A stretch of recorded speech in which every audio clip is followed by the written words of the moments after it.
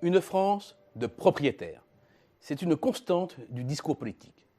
Ce leitmotiv, à droite comme à gauche, est la priorité de la politique du logement depuis l'après-guerre. Et les résultats sont là. 38% des ménages possédaient leur logement en 1955, 45% au début des années 70, presque 58% aujourd'hui.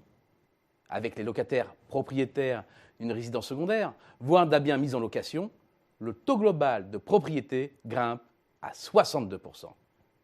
Être propriétaire, c'est une sécurité en cas de chômage, une garantie du niveau de vie au moment de la retraite et un capital à transmettre aux enfants. Et c'est à tel point ancré dans les mœurs que plus personne ne regarde le revers de la médaille. Autrement dit, les dangers, voire les effets pervers du développement de l'accession. Pour les ménages, le premier risque, c'est le surendettement. Et si le nombre de dossiers de surendettement déposés reflue, la part de ceux liés à un emprunt immobilier, elle, ne cesse de gonfler. À près de 14%, elle est même à un pic.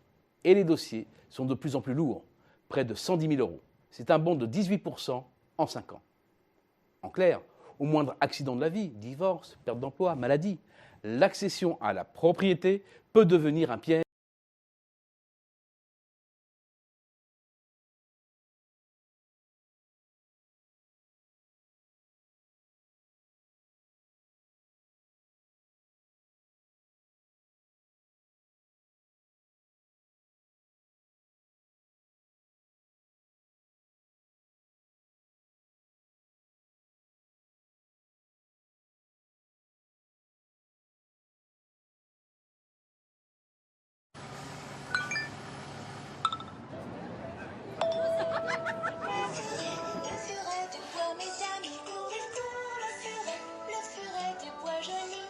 Est-ce que ça change le cerveau? Absolument. C'est ce qui a le plus choqué les gens. Il y a une douzaine d'expériences d'imagerie cérébrale qui montrent que le cortex frontal rétrécit si vous passez trop de temps devant les écrans. Depuis 5 ans, les études se multiplient de plus en plus précises, indiquant l'impact des machines numériques sur le cerveau.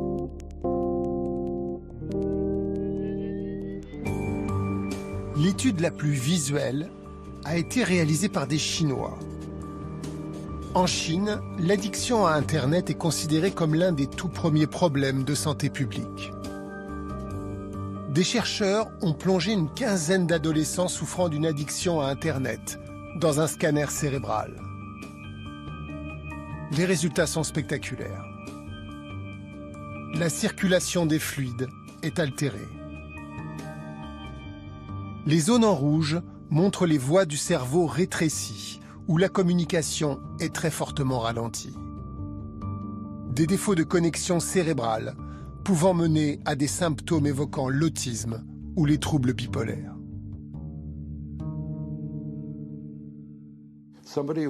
Une personne qui a un cortex frontal rétréci et moins de matière grise devient plus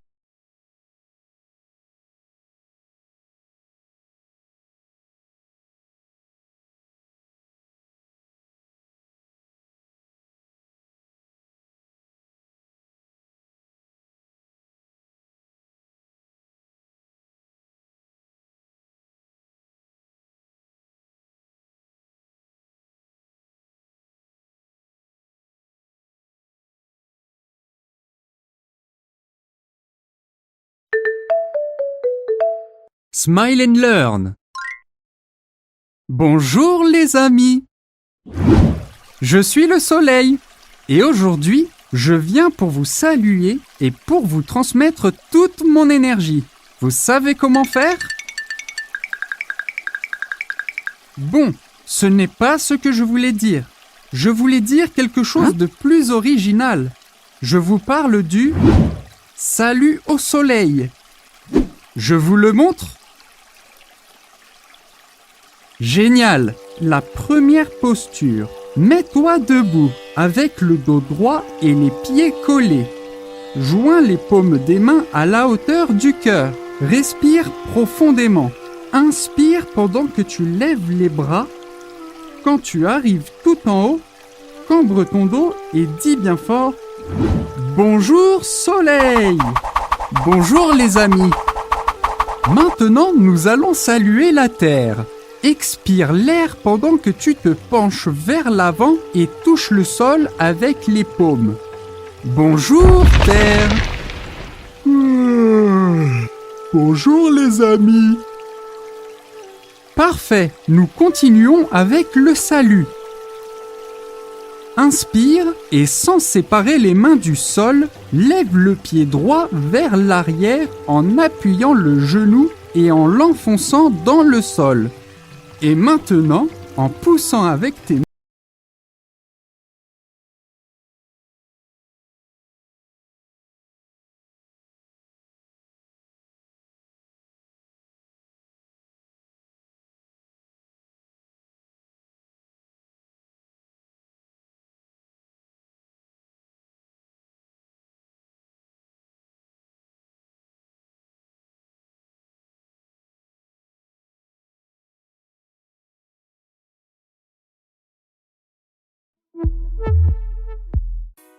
Console, ordinateur, smartphone, tablette, télévision, les incitations à rester devant un écran sont partout autour de nous. Et ce n'est pas sans risque. D'après plusieurs études, plus un enfant passe de temps devant un écran, plus il a de difficultés à lire, à dormir ou à se concentrer. Et moins il développe son vocabulaire aussi. C'est pour ça que l'OMS, l'Organisation mondiale de la santé, recommande de bannir les écrans pour les enfants de moins de 2 ans et de limiter à 1 heure par jour leur usage entre 2 et 5 ans. Le temps d'écran quotidien est en moyenne de 56 minutes pour les enfants français âgés de 2 ans.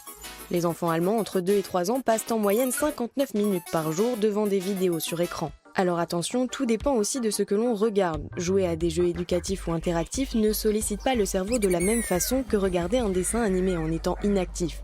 Une chose est sûre, un enfant apprend beaucoup plus en interagissant avec ses amis, ses parents, ses camarades, en se dépensant physiquement qu'en passant des heures sur les écrans.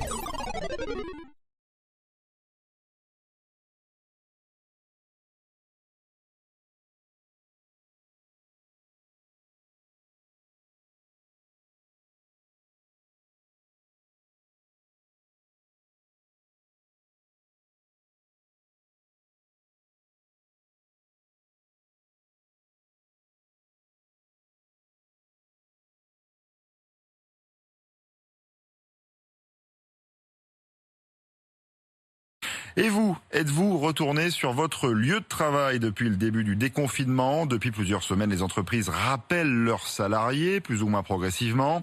Hier, le ministre de l'économie et des finances rappelait que le télétravail restait souhaitable, mais selon Bruno Le Maire, ce n'est pas la solution définitive, globale pour tout le monde du travail en France. Mais sommes-nous prêts à reprendre le travail comme avant? Reportage à Paris signé Romain Poiseau.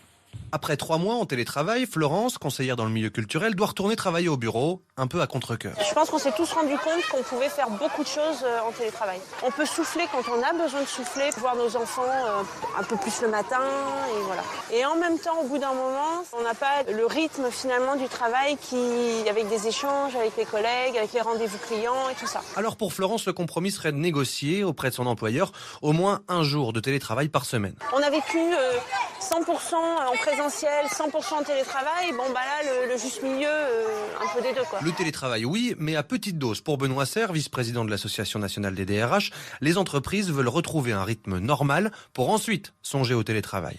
Un peu de télétravail, pourquoi pas? Mais la première chose, c'est retrouver un modèle de fonctionnement et de productivité normal, juste normal. Le télétravail 100% du temps, c'est le délitement assuré de l'entreprise. Et pour lui, il faut que le gouvernement assouplisse au plus vite les règles sanitaires pour que les entreprises reprennent une activité normale. Et